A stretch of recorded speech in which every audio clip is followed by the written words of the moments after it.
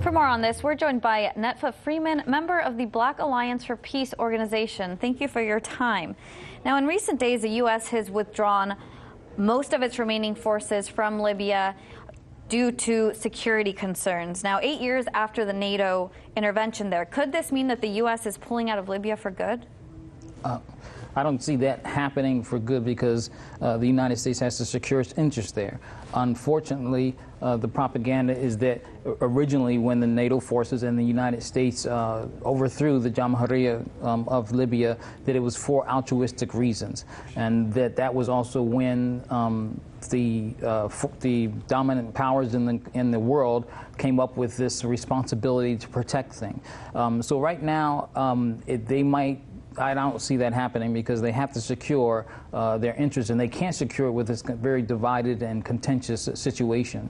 Well, and there remain some troops. However, we don't know that exact number. We were just hearing that they are pulling some out. But how has the NATO intervention in 2011 led to the conditions that we're seeing now with al-Qaeda and ISIS-affiliated groups really ready to topple the government? Mm-hmm.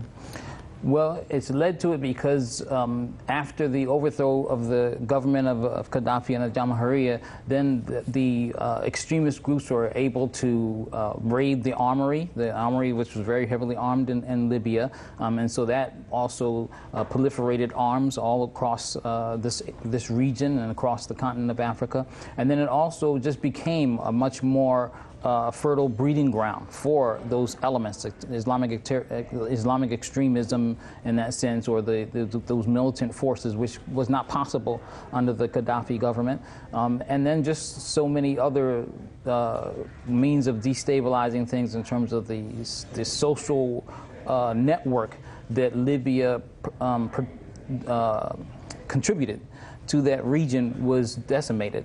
And so there was all kinds of support that the country was able to provide because of its stability in the region. It was just not internal to the country. Well, and the stability is definitely what's lacking now. But we heard RT correspondent Murad Ghazdiev say that the winner will take one of the largest oil reserves in the world. It seems like oil seems to be pretty popular these days. Now, the oil markets are already on edge and facing spikes in pricing. Could this get worse?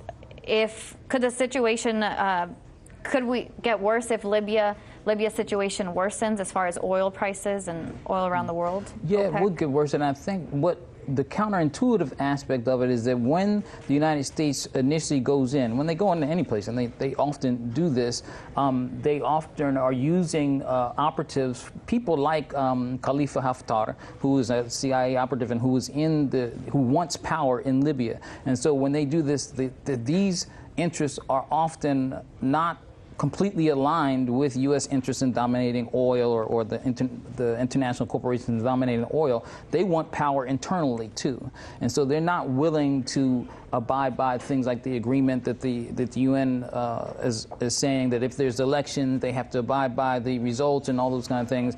These people want power and they don't care about elections, and so when those things come to the fore as the dominant, what those interests contending for power internal to the country, they don't always go along with what the international transnational corporations want in terms of the oil and being able to facilitate that. Well, I'm sure this conflict is not over. Hopefully it doesn't get too far. I know the UN is calling for peace, and hopefully there will be a peaceful resolution, although I know there's not a lot of optimism right now.